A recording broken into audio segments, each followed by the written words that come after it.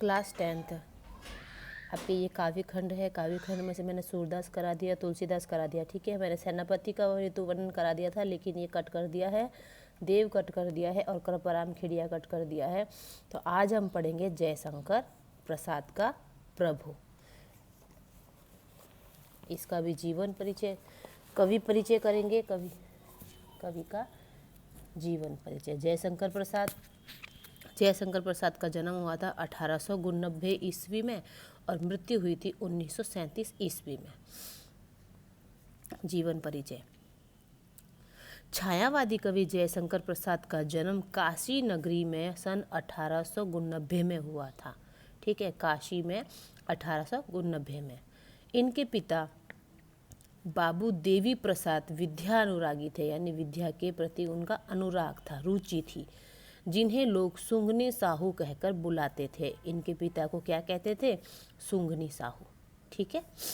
प्रसाद जी की प्रारंभिक शिक्षा का प्रबंध पहले घर पर ही हुआ, बाद में इन्हें क्वींस कॉलेज में अध्ययन हेतु भेजा गया। फिर कहाँ भेजा गया? क्वींस कॉलेज में। अल्प आयु यानी कम आयु में ही अपनी मेधा से यानी बुद्धिमानी से इन्होंने संस्कृत, हिंदी, उर्दू, फारसी और अंग्रेजी का अच्छा ज्ञान प्राप्त कर लिया था। बचपन से ही इनकी रुचि साहित्य की ओर थी। इंदु नामक मासिक पत्रिका का इन्होंने संपादन किया, ठीक है। जो वो न्यूज़ नहीं करते, काट छाट करते हैं, उसका काम किया इन्होंने कि कौन सी न्यूज़ रखनी है, कितना पैराग्राफ रखना है, क्या काटना है, काट छाट करने वाला, ठीक है। संपादन कार्य बोलते हैं इसको।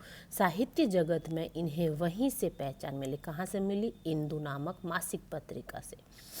काव्य रचना के साथ साथ नाटक, उपन्यास, कहानी विद्या में भी इन्होंने अपना कौशल दिखाया। इनकी प्रमुख रचनाएं हैं, निम्नलिखित है। इनका काव्य है आंसू, लहर, झरना, कामायनी, प्रेम पथिक, चित्राधार। ये है इनके काव्य। इनके नाटक है ध्रुव स्वामिनी, विशाखा, राज्यश्री, अजातशत्रु, स्कंदगुप्त, चंद्रगुप्त, एक घूट। ये इनके नाटक है। उपन्यास कंकाल, तितली, इरावती, अपूर्ण। जो इरावती वाला जो उपन्यास है इरावती, ये अपूर्ण था, अपूर्ण है क्योंकि है ना, इनकी मृत्यु हो गई थी तब। इसके मतलब जब ये इरावती लिख रहे थे उसके उस टाइम पीरियड में इनकी मृत्यु हो गई, तो ये पूरा नहीं हो सका था, ठीक है। कहानी है आकाशदीप, प्रतिध्वनि, पुरस्कार, गुंडा, आंधी, छाया, इंद्रजाल। ये इनकी कहानियाँ हैं।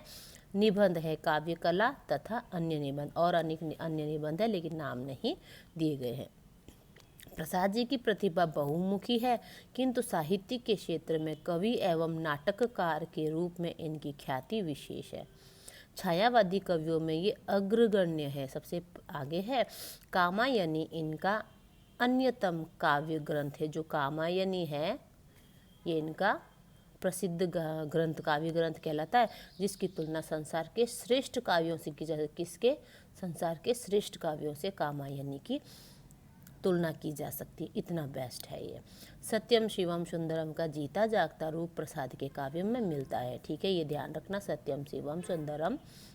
मानव सौंदर्य के साथ साथ इन्होंने प्रकृति सौंदर्य का सजीव एवं मौलिक वर्णन किया गया। यानी जयशंकर प्रसाद के काव्यों में, नाटकों में, उपन्यास, कुछ भी कहें, कहानियों में प्रकृति का जीता जागता सबूत मिलता है। यानी वो प्रकृति का ऐसा वर्णन करते हैं कि मतलब वो जीवंत हो उठती है वहाँ पर, है ना। इन्होंने ब्रज भाषा और खड़ी बोली दोनों भाषा का प्रयोग किया है।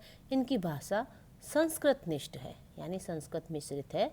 और 15 नवंबर सन 1937 में ईस्वी को हिंदी साहित्य का यह अमर कवि सदा के लिए संसार से विदा हो गया, ठीक है। इनकी मृत्यु हो गई थी। अब थोड़ा पाठ परिचय पढ़ लेते हैं। जयशंकर प्रसाद की प्रभु कविता उनके स्फुट कविताओं के संग्रह कानन कुसुम से ली गई है। अब जैसे इसका कोई भी पैराग्राफ व्याख्या के लिए आता है तो आप लोगों को इसके संदर्भ और प्रसंग में ये लिखना होता है कि जयशंकर प्रसाद की प्रभु कविता क्या है? उनके स्फुट कविताओं के संग्रह कानन कुसुम से ली गई है, यानी कविताओं का संग्रह है। छोटी छोटी स्फुट कविता यानी छोटी छोटी कविताओं का संग्रह है उनका। उस संग्रह का नाम क्या है? कानन कुसुम।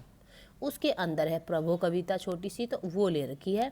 ईश्वर की स्तुति करते हुए कवि ने उनकी सर्वव्यापकता, सब जगह विद्यमान होते हैं, जो सौंदर्य, शक्तिमता का गुणगान किया है, शक्तिशाली। ठीक है, कवि को प्रकृति के प्रत्येक उपादान में ईश्वर का अनंत प्रसार दृष्टिगत होता है। मतलब कवि के प्रकृति के प्रत्येक उपादान में, हर एक वस्तु, प्रकृति की जो हर एक दी गई चीज़ है उसमें ईश्वर व्याप्त है। चंद्र किरणें ईश्वरीय प्रकाश को व्यक्त करती है। अब चंद्रमा की किरणें हैं, वो भी तो भगवान ने दी है, उसमें ईश्वर का ईश्वरीय प्रकाश लगता है कि भाई भगवान उजाला का प्रकाश कर रहे हैं जो कुछ भी। सागर की उताल तरंगे, अब सागर है जो उसकी तरंगे क्या है, भगवान ने ही दी है, स्तुति करती है। चंद्रिका उसकी मुस्कान को तथा नदियों का कलकल निनाद मतलब कलकल निनाद आवाज़ होता है ना, गूंज, वो उसके आह्लाद को व्यक्त करता है। ठीक है, जो चंद्रमा है, जो नदियाँ हैं, वो सब किसने दिया है, भगवान ने ही दिया है। वस्तुतः प्रकृति के सौंदर्य और प्रेम से युक्त भव्य रूप को प्रकाशित करने वाला ईश्वर ही है। यानी कि सब कुछ किसकी देन है, प्रकृति जो दी है भगवान ने, वो ईश्वर ने दी है। ईश्वर की कृपा होने पर ही मनुष्य के समस्त मनोरथ पूर्ण होते हैं, यानी सभी इच्छाएं भगवान की कृपा से ही पूर्ण होती है। खड़ी बोली हिंदी में रचित यह कविता किस में रचित है, देखो अभी अगर आ सकता है कि भाई ये कविता किस में रचित है, कौन सी भाषा में, तो खड़ी बोली। यह कविता प्रसाद जी की भावाभिव्यक्ति का सुंदर उदाहरण है, भावों की अभिव्यक्ति करी हुई है उन्होंने इसमें। ठीक है, तत्समयी और गंभीर भाषा, तत्सम और गंभीर भाषा, तत्सम यानी संस्कृत वाली भाषा वो शब्द, और गंभीर वो जो भाषा है, मतलब शब्द चयन किया हुआ उन्होंने, कविता को अद्भुत अभिव्यंजना सौष्ठव से युक्त कर दिया। यानी तत्समयी और गंभीर भाषा के शब्दों के कारण क्या हो गई है, कविता बहुत ही अभिव्यंजन मतलब अद्भुत टाइप की हो गई है। लयात्मकता, इसमें रेमिंग साउंड आ रहा है। सरसता, मौलिकता, एकदम सरलता आ रही है। मौलिकता यानी एकदम जो है प्रकृति प्रदत्त चीज़ें हैं वो मतलब बताई गई है इसमें की दृष्टि से भी यह कविता उत्तम कोटि की है। कैसी है, देखो उत्तम कोटि की।